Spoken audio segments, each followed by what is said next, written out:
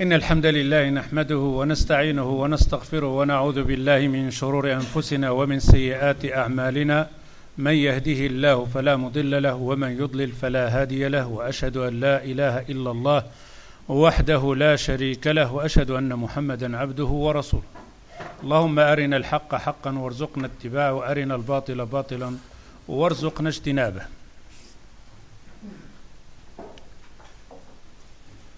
طيب, on avait parlé donc la semaine passée concernant le Créateur et ce bas monde, l'univers, en comparaison avec la grandeur de l'Arsh et le Kursi et la grandeur d'Allah Azza wa Jal pour se placer dans cet univers. Parce qu'on se voyait vraiment, quand on se voit comme ça, on dit vraiment qu'il y a quelque chose de grand dans l'univers, mais quand on a vu dans les images, etc. et tout ça, d'ailleurs, on peut se dire qu'on n'est même pas existant en comparaison dans le degré de l'univers, de la grandeur de l'univers. Alors, on va voir cette personne-là maintenant qui est humain, Adam, pourquoi elle a été créée, pourquoi Allah Azza wa Jalla l'a créé dans cet univers, puisqu'il est petit comme ça, minuscule, presque inexistant. Alors, on va voir c'est quoi son rôle, qu'est-ce qu'il fait dans cet univers-là. Alors, il y avait des personnes, je crois, qui disent, je ne sais pas si c'est à travers l'Internet ou ici, qui ne comprennent pas beaucoup le français. Dans le temps, au début, je disais un peu en dirigé, etc. Mais ça prend beaucoup de temps, surtout parfois ça prend beaucoup de feuilles. Je vais essayer de faire le maximum de lire. Parfois, je ne lis pas. Je regarde simplement et je traduis directement en français. Maintenant, je vais essayer de lire, mais je ne vais pas traduire. Celui qui comprend l'arabe, à ce moment-là, il va comprendre quand je vais lire en même temps. Okay. Alors, dans un hadith du prophète sallallahu alayhi wa sallam, عن أبي هريرة رضي الله عنه قال قال رسول الله صلى الله عليه وسلم خلق الله عز وجل آدم على صورته طوله 60 ذراعا فلما خلقه قال اذهب فسلم على أولئك النفر وهم نفر من الملائكة جلوس فاستمع ما يجيبونك فإنها تحيتك وتحية ذريتك قال فذهب فقال السلام عليكم فقالوا السلام عليك ورحمة الله قال فزادوه ورحمة الله قال فكل من يدخل الجنة على صورة آدم وطوله 60 ذراعا فلم يزل الخلق ينقص بعده حتى الآن. الحديث متفق عليه والرواية لمسلم.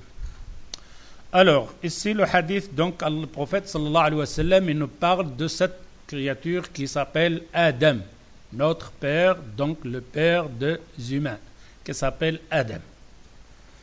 Pourquoi? Parce qu'après on va voir ici que cette création donc de Adam alayhi salatu wassalam, il y a beaucoup de divergences sur lui au point de vue donc de religion, même de la science, etc., etc. Mais ce qui nous intéresse nous dans ce hadith-là, que le prophète sallallahu alayhi wa sallam, il a dit qu'Allah Azza wa Jal, il a créé Adam, sa longueur est 60 dhira'an, c'est-à-dire 30 mètres de longueur, c'est-à-dire 30 mètres. Alors on voit bien,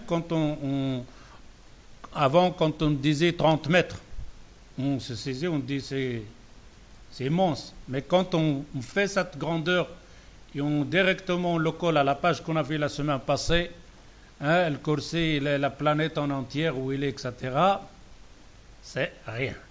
On comprend, ça nous donne une idée pourquoi à ce moment-là on entend qu'au paradis, on aura 30 donc de longueur, les kuffars qui sont à l'enfer, l'épaisseur de la peau qui va brûler, etc., c'est des mètres et des mètres, presque des kilomètres, rien que la peau. Indon, c'est Jabal Uhud. Quand le prophète sallallahu alayhi wa sallam, il te dit Indon, c'est la montagne de Uhud. La montagne de Uhud, ça fait presque 2 km. Indon, c'est quoi ces dons? C'est quoi cette bouche-là? Alors on s'imagine à ce moment-là, c'est quoi? C'est des trucs qu'il va comparer avec cet univers. Donc Allah Azza wa Jalla a créé des choses immenses, grandes. On va voir encore une fois dans l'histoire, quand on va parler Al-Imanu billahi wa malaikati, on va voir les anges, etc. et tout ça. Alors ici, que le prophète sallallahu alayhi wa sallam, on dit que cette Adam alayhi salatu wassalam, il l'a créé, il mesurait 30 mètres de longueur et l'humanité a commencé à retresser jusqu'à comme on se trouve maintenant. Et le jour de jugement, les gens qui rentreront au paradis, ils auront cette longueur, c'est-à-dire 30 mètres.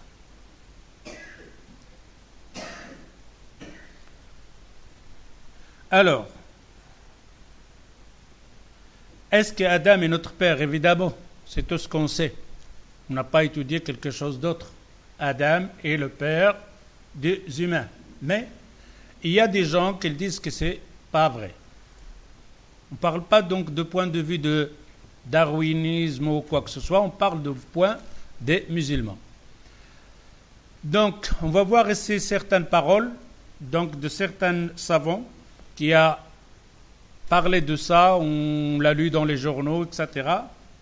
Ça fait presque environ il y a 10 ans, quelque chose, mais ça a été relancé encore une fois cette discussion, ou surtout maintenant avec la technologie, tout ce qu'on a découvert, etc., des ossements et tout ça, et chaque fois c'est relancé cette thèse ici. Alors, un cheikh ici, Abd Sabour Shahin, il est mort, rahimahullah, il y a 6 mois, 7 mois environ.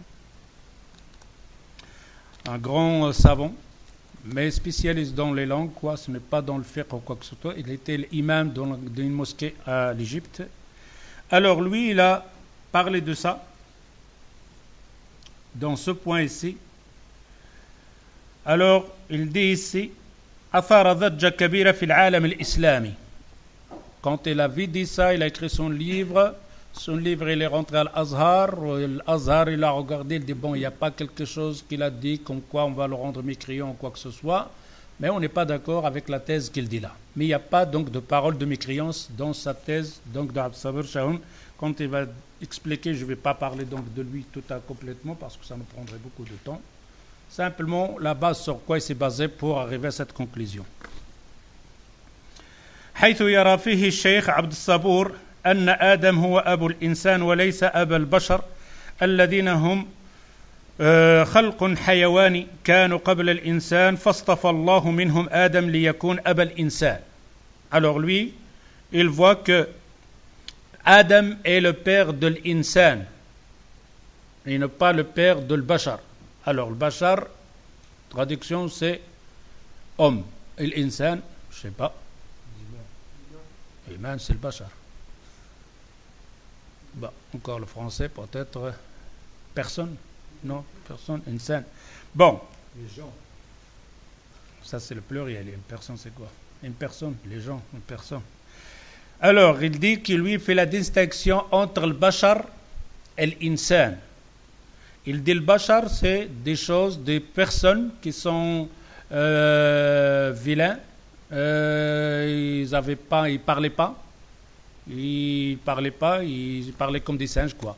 À peu près, pardon? Ce genre-là, c'est pour ça, parce que lui, il a étudié en France.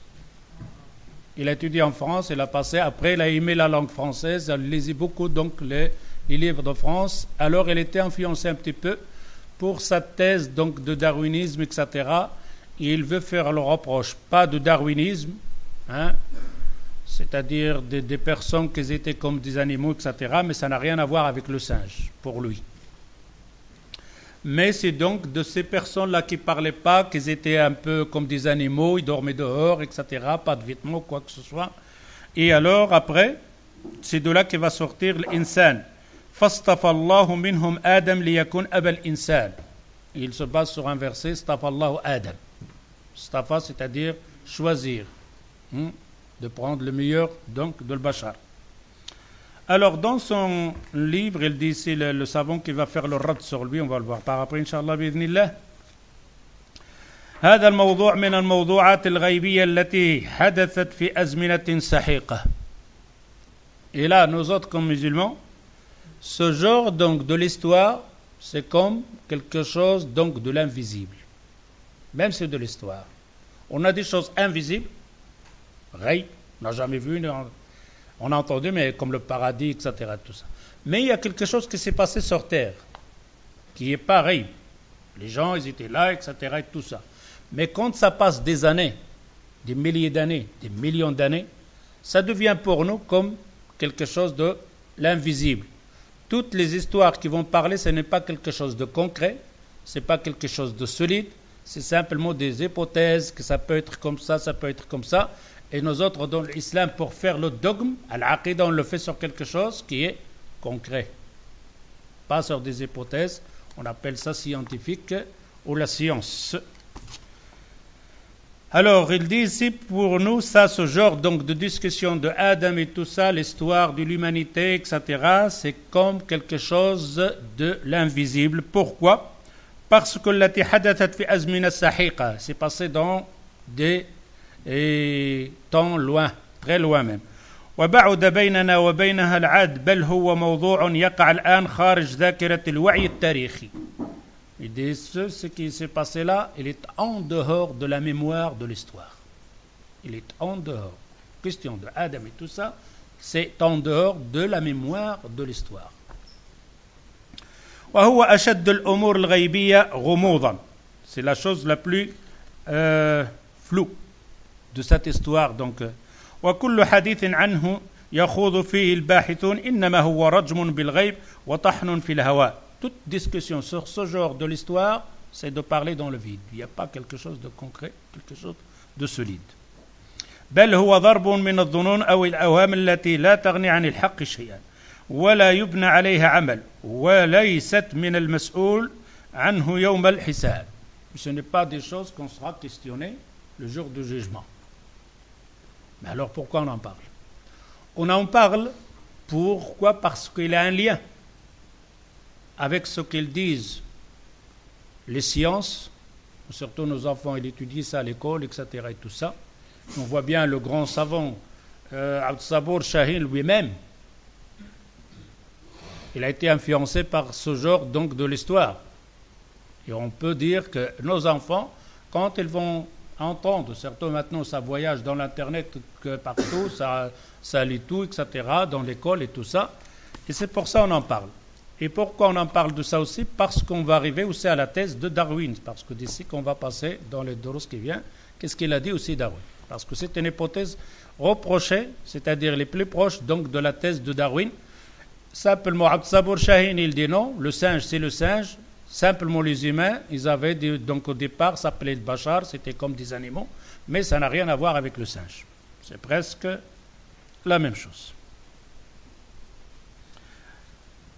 والأمور الغيبية التي لا يكون للبحث فيها جدوى الآن لانقطاع صلة الناس فيها كثير منها هذه القضية قضية خلق آدم وعن اللغة الأم. La même chose comme la langue. Langue mère, c'est quelle langue mère? C'est qui? On peut dire ça? Personne ne peut te dire ça. C'est quoi? Comment ils sont arrivés tous ces langues, le français, l'anglais, etc. C'était quoi le début de langue, etc.